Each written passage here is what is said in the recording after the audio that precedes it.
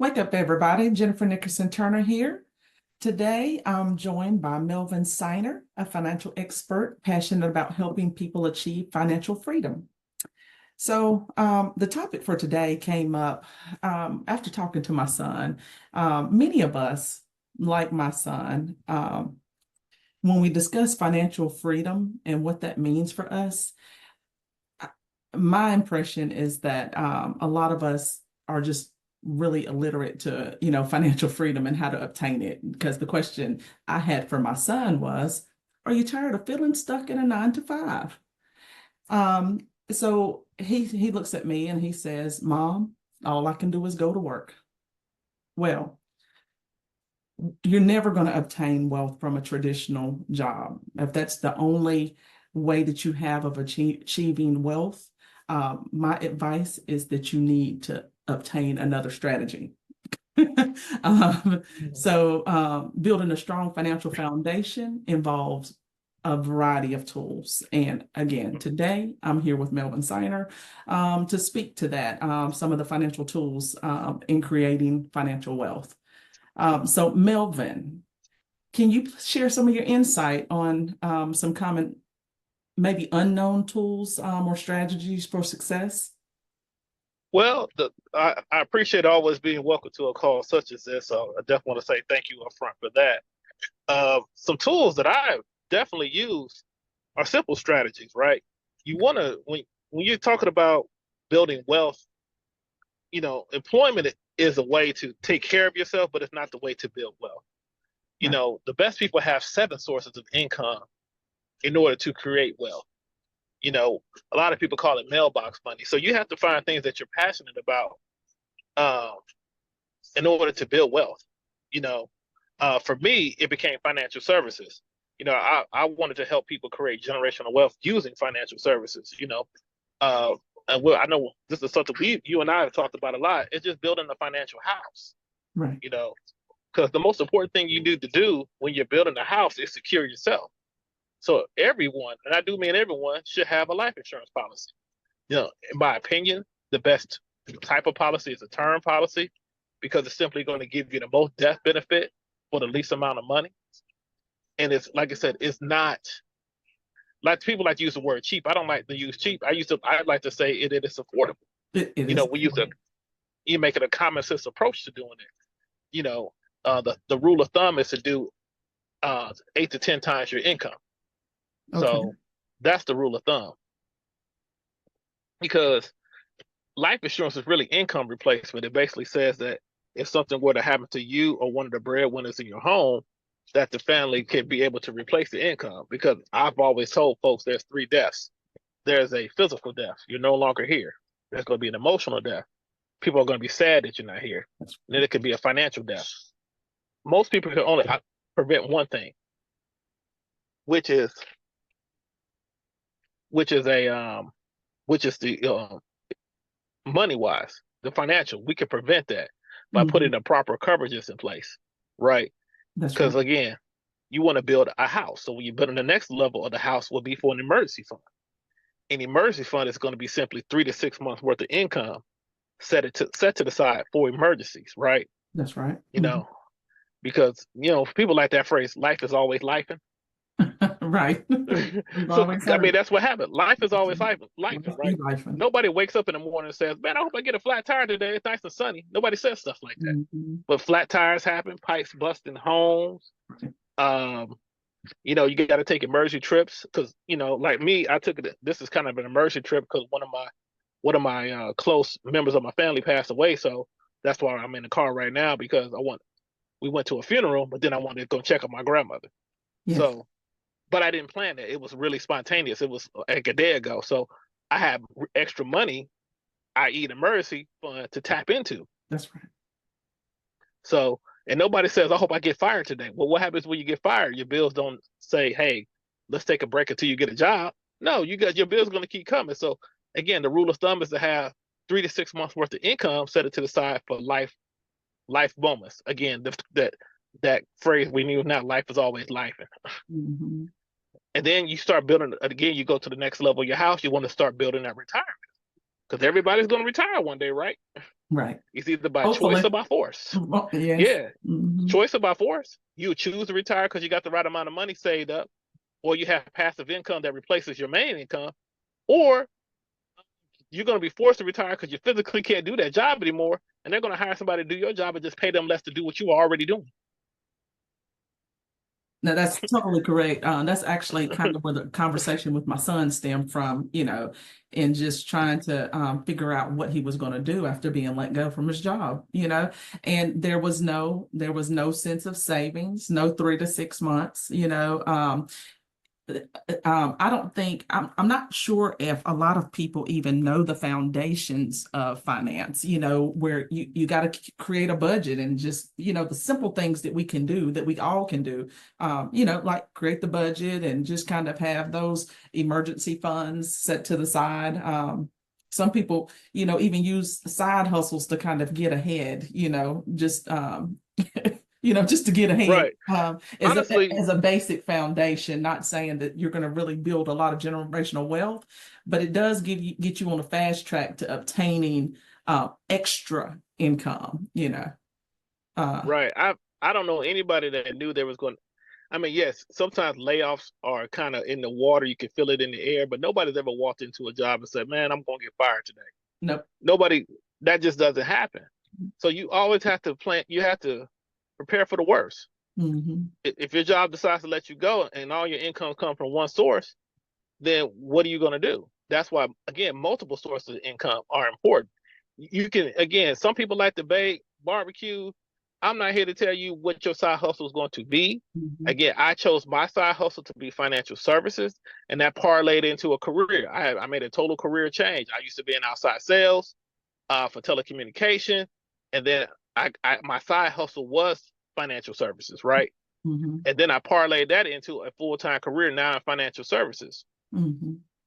So because there is not one person that is not going to not be here one day. Everybody's going to one day pass away. So it's just how do you leave your people, and that's where the generational wealth comes from.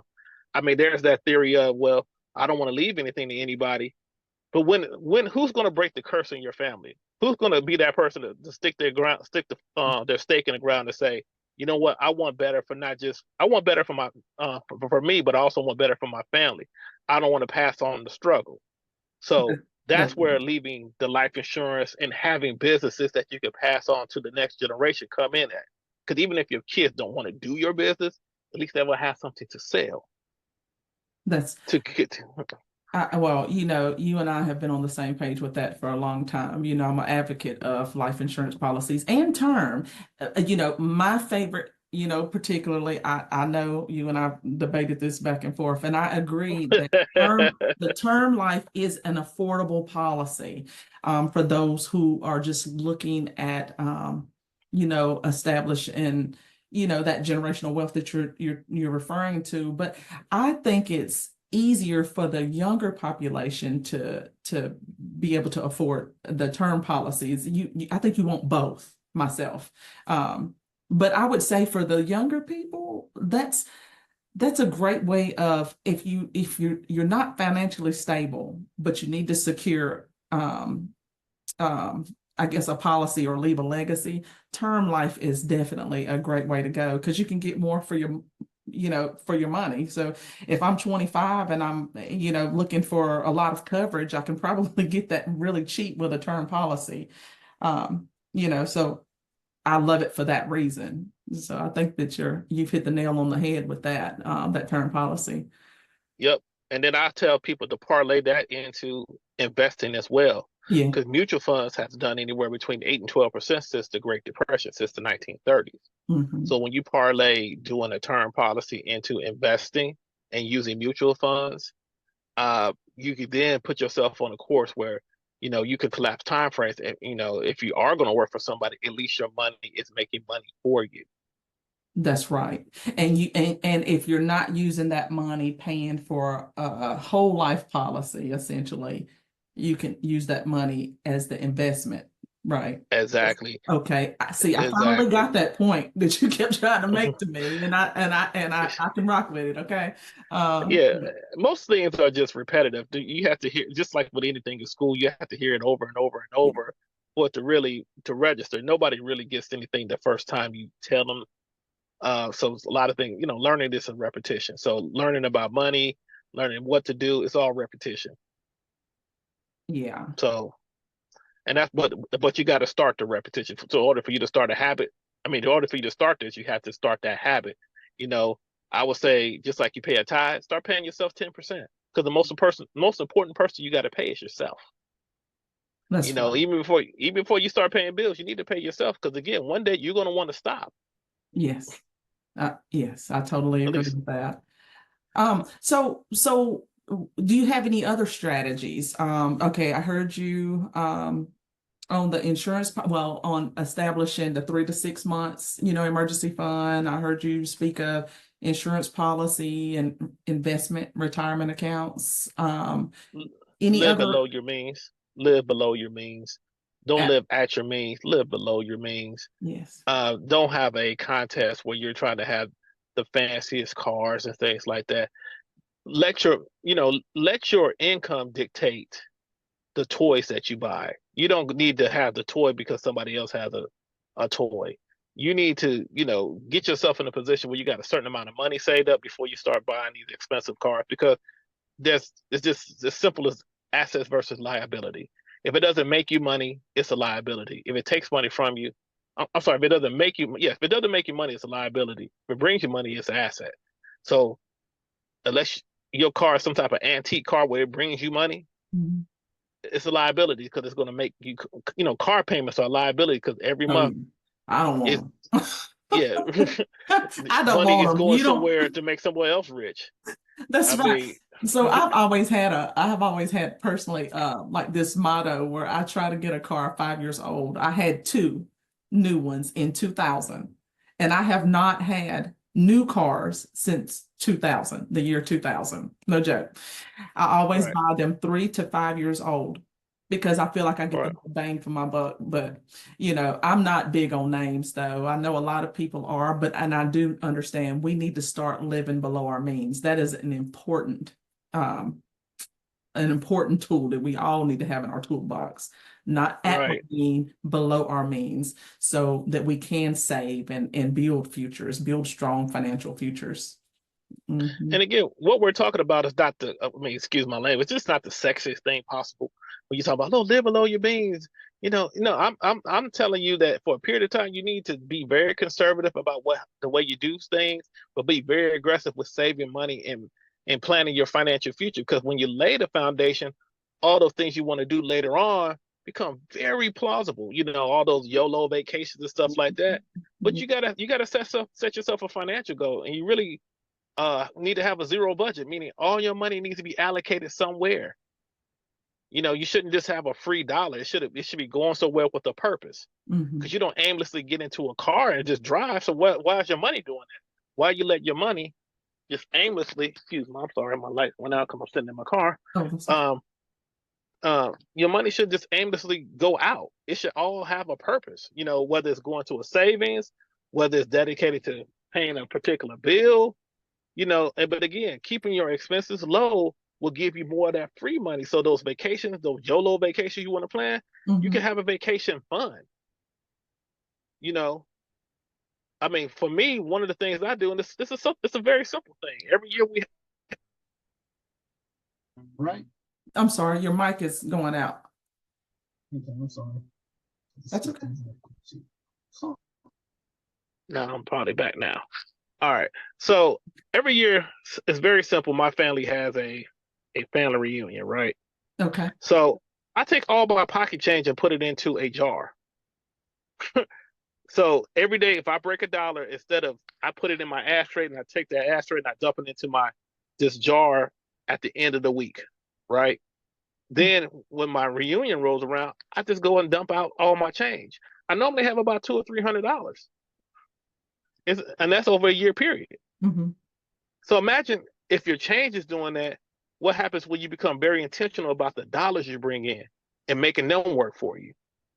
Again, by looking at investments, looking at mutual funds, making sure that you have an emergency fund, making sure if you have debt, having a debt elimination strategy so that could you give yourself dates to pay things off. Try not to finance that much stuff. I mean, if you can't do it at all, don't finance anything. Try to pay for things with cash so that you can not have debt. Because again, I'm Melvin LLC. The more money I got coming to me and working in investments, the better. If my money is going to Citibank, Citigroup, and all these other companies, you know, am I really making any money? That's right. That's right. I'm just working to pay bills. Yeah, working to pay bills instead of living. So yeah, that's actually just kind of the same conversation. Most of the topics that we even discuss on Talk Black and Give Back is relevant topics for a lot of people in the community. So it'll be people who reach out about finances, or people who reach out about building a house, or mental, well-being, and all kinds of topics. So we just try to bring in experts who can talk to those topics. And so I appreciate you helping us understand the importance of financial education. Okay. So do you offer, I think you do, and I don't want to put you out there like on social media and say, yeah, I'm going to offer be a free resource, providing educational tips and, but would you arrange a class for people, or just the time to Absolutely. sit with people and actually educate them? Actually even walk beside of them and show them things that you do, and what your business involves, and how you can help them create financial freedom. Absolutely, because everything I do is a complimentary service. I've always been on the mindset. I don't try to make people do stuff. I just like to educate people so they can do what's in their best interest. That's right. That's really it. When I educate somebody, just like when you educate somebody, when you know better, you can do better. So my job is to make sure that you are in the best position to do what's best for you. That's right. It's like saying, okay, well, I can feed you today, or I can show you how to fish so you can feed yourself for a lifetime. You can feed yourself for a lifetime. I need people to be able to reach out to Absolutely. you. So if you're interested in learning more about building financial freedom and just financial foundations, Melvin has volunteered to be a contact, a resource for you all. So Absolutely. now let's see, make sure I get your email. Do you want your Gmail given out, or? Yeah, that's fine. My Gmail is perfect. That's the Melvin dot L. I'm sorry, Melvin dot Seiner. That's SINER at gmail.com, right? Correct. Okay. And then you can send him a message directly at his Gmail, or you can reach out if you didn't get that contact information to talkblk give back at gmail.com. That's talkblk give back at gmail.com. And you can just send me a message and I'll connect you with Melvin. Okay. But one important final note that I would like to make is that building wealth takes time and consistency. Absolutely. Okay. Absolutely. So be disciplined and be patient with yourself. The best financial tool for you will depend solely on your individual circumstances. So work with Melvin, let him help you. Just tell him your individual circumstances and he can give you the tools that you need. There is no need of feeling like you're just living payday to payday, because that 9 to 5 will never give you financial freedom. Trust me when I say that. I do not want to ever hear you say, Mom, all I can do is go to work. Because that's not true. We're trying to build. Absolutely. We're trying to build freedom. Okay, give me freedom. Absolutely not. I want everybody to become a money magnet. Money should come to you. That is right. So again, if you have any questions or need contacts about this podcast, again, you can reach out to talkblkgiveback at gmail.com. You can reach out to Melvin again at melvin.l.seiner SINER @gmail.com. Okay. Correct. Okay. Well, Correct. I'm thank also on Facebook as well. If somebody wants to reach out to me on Facebook, I'm on there as Melvin Seiner. Simple as that. Melvin, no, not my father. I'm Melvin Seiner. So he's on Okay. there as Melvin Senior. I'm Melvin Seiner. Okay. You might want to spell it out because even on the what do you call it? I have the closed caption on and Mhm. it's spelling it SIGNER, and that's nice. So I just want to Oh make no, S is in Sam, I is in ice, N is in Nancy, E is in egg, R is in Robert. yes.